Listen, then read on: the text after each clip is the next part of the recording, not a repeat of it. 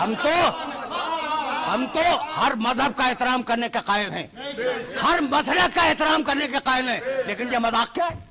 اب بتلاؤں؟ اب اگر سن سکو تو سنو, اور اس جملے کو اپنے ذہن میں محفوظ رکھنا. حضرت عیسیٰ علیہ السلام, ذرا جورت سے بھی دو جملے خطاب ہو جائے. صاحب انجیل, صاحب شریعت, آج تک زندہ ہیں, چوتھے آسمان پہ ہیں, صلوات اللہ وسلام علیہ, ہمارا ایمان ان کے اوپر. پیسہ ہے یا نہیں؟ اور کیا خوشنما تعلیم ہے عیسیٰ علیہ السلام کی, کیا خوشنما تعلیم ہے. میں تو ایک بہت ہی مشہور و معروف جملے کی طرف متوجہ کرنا چاہ رہا ہوں. کیا خوشنما تعلیم ہے, پیاری اخلاقی تعلیم. کہنے لگے کہ اگر کوئی ظالم تمہارے ایک رخسار پہ تماشا مار دے تو کیا کرو؟ دوسرا آگے کر دو. اس سے اچھی تعلیم ممکن نہیں ہے. واقعہ یہ کہ اس سے اچھی تعلیم ممکن نہیں ہے.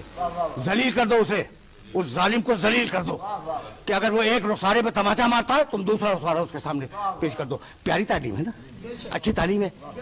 میرے ایک نبی کی تعلیم ہے جو صاحب شریعت تھا. لیکن اب میں ان سے کہہ رہا ہوں جو تصویریں بناتے ہیں کہ اگر وہ دوسرے پہ بھی تماچا مار دے تو پھر کیا کرو گے؟ اگر ایک رخسارے پہ تماچا مار دے دوسرا پیش کر دو, اور اگر دوسرے پہ رخسارے پہ تماشا مار دے تو تیسرا رخسارہ کہاں سے لاؤ گے؟ تو میرا جملہ برداشت کرو گے؟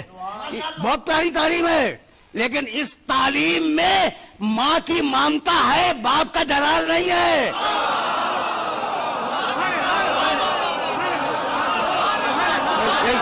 یہی تو گزارش ہے کہ بات کرو تو برہان سے بات کرو, بات کرو تو دلیل سے بات کرو. دیکھا تم نے, ماں کی ممتا تو ہے اور اس عہد کے لیے بہترین تعلیم تھی, لیکن اگر دوسرے رخسارے پہ تماچا مار دے تو تیسرا رخسارہ تمہارے پاس نہیں ہے. اور اب بتاؤں کہ قرآن نے کیا کہا؟ سنو بھائی, اب سمجھ میں آئے گا کہ قرآن کیا ہے. وَإِنْ عَاقَبْتُمْ, سورہ نحل 16واں سورہ قرآن کا. وَإِنْ عَاقَبْتُمْ فَعَاقِبُوا بِمِثْلِ مَا عُوقِبْتُمْ بِهِ, اگر کوئی تمہیں تماچا مار دے تو اتنی ہی زور کا تماچا تم اس کے رخسارے پہ مار دو. دیکھو, ظلم نہ ہونے پائے, یہ ہے کمال عدل کی منزل. ظلم نہ ہونے پائے, بے مثل ما عوقبتم بہ, جتنی زور کا تماچا اس نے مارا اتنی ہی زور کا ویسا ہی تماچا تم اس کے منہ پہ مار دو. انسانی شرافت کو کیسا بچایا ہے, انسانی غیرت کو کیسا بچایا ہے. ہر انسان میں شجاعت ہوتی ہے, شرافت ہوتی ہے, غیرت ہوتی ہے, مدافعت کی قوت ہوتی ہے.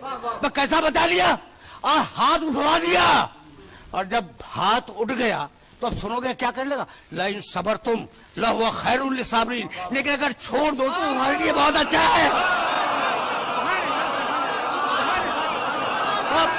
اب دنیا سن لے کہ ہم بھی چھوڑ رہے ہیں.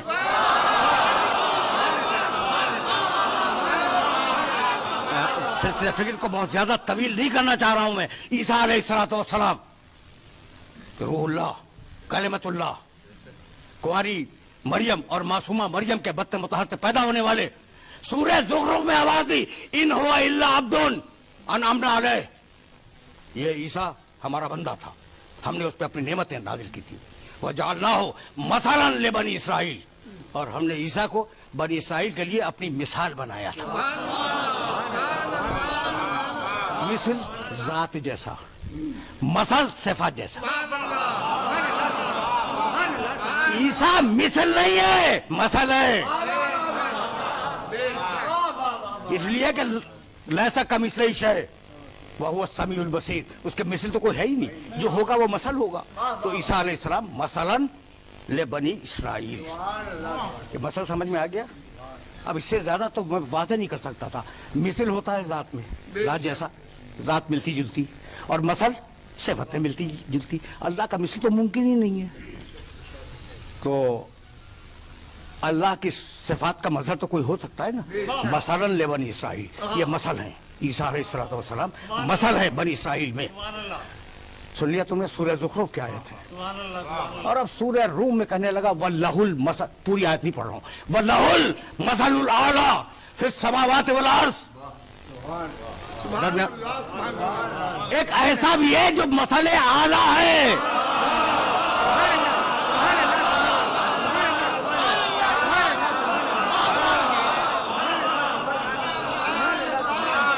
ایک ایسا بھی ہے جو مثل اعلیٰ بھی ہے اور وہ آسمانوں میں بھی مشہور ہے, زمین میں بھی مشہور ہے, تعارف بھی کرا دیا.